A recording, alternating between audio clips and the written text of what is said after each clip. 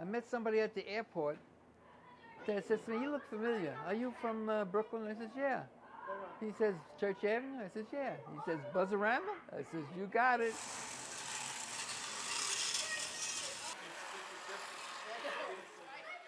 Buzz-a-rama is fun.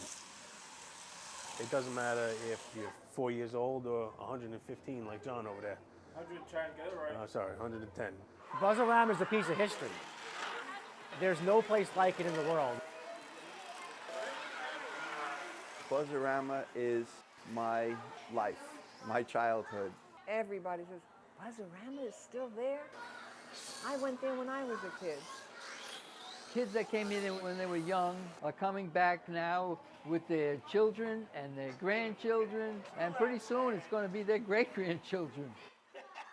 Slot car racing is, to me, a safe, fun, inexpensive hobby. It's tabletop racing on a large scale. There are 8 lanes per track, and the track has a groove. You put the guide pin in the slot, and that's why it's called slot car racing. It teaches them manual dexterity, good sportsmanship, and a whole host of other good things that kids can learn. It's better than video games because you get your hands on, you fix the cars, you're working on the cars. Why does the car go fast? Why is the car going too slow?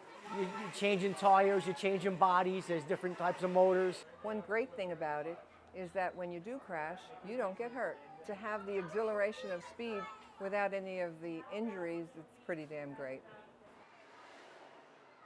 When Buzz decided to open this business, I thought he was nuts, but he loved it.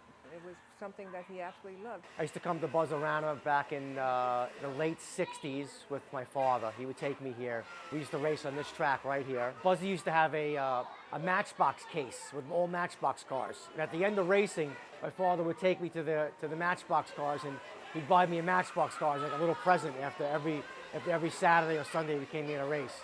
That was a big deal for me, you know. I came here as a kid with a friend. I rented a car once, exactly one time, went home, told my parents that this is something I want to do. They were gracious enough to buy me a car, a controller, and away I went. Growing up, this was home.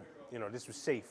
You know, we grew up a couple of blocks away. My mother could drop me off here and go do her errands, grocery shopping or whatever, and know that I was safe here with Buzz and whoever else was here, because this was family, this was home. I was born and raised in this place, actually from when I was 2 years old, when my father opened the place. This is a picture of... I grew up with a hand controller in my hand and a race car, and always being the envy of all my friends. That was a show. People came in here just to watch. From the races my father had here, the nationals that he had here, people came from all over the world to race here. He had 24-hour enduros.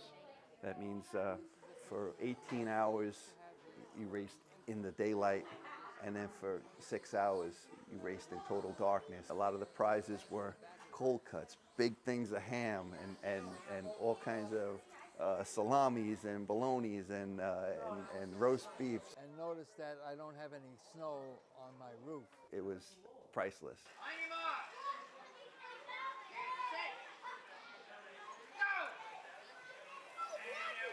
When this place is gone, you'll never see another one like it again. You got to give Buzz the credit, because if he turned around and sold this business, just the property alone, he could be lying on the sands in a beach somewhere, but he refuses. He just wants to keep this up because it's in his blood. I will never quit. The Perrys are not quitters. My father worked until his death. I'm going to work until I croak. And as long as I'm alive, I'm going to keep going. All fixed.